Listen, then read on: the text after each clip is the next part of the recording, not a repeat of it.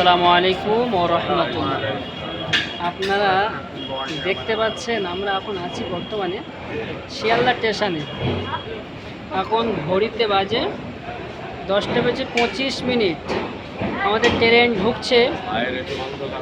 মোটামুটি কথা হলো আমাদের ট্রেন ছাড়বে 10:36।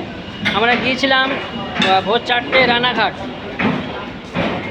কৃষ্ণনগর রানাঘাটে গিয়েছিলাম মাদ্রাসার বিষয় কালেকশনের উদ্দেশ্যেই।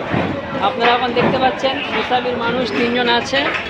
এনারা কি বলতে যাচ্ছেন আপনারা একটু শুনুন। বলেন আপনার কি বক্তব্য, গিয়ে কি দেখলেন, কি হলো বলেন। যে কাজে গিয়েছিলাম ইনশাল্লাহ, সরে আছেন বলেন।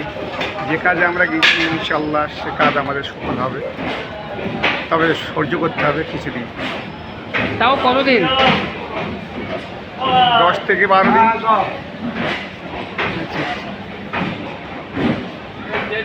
তা কি করবে বললো ওরা ওখানে যেখানে গিয়েছিলেন?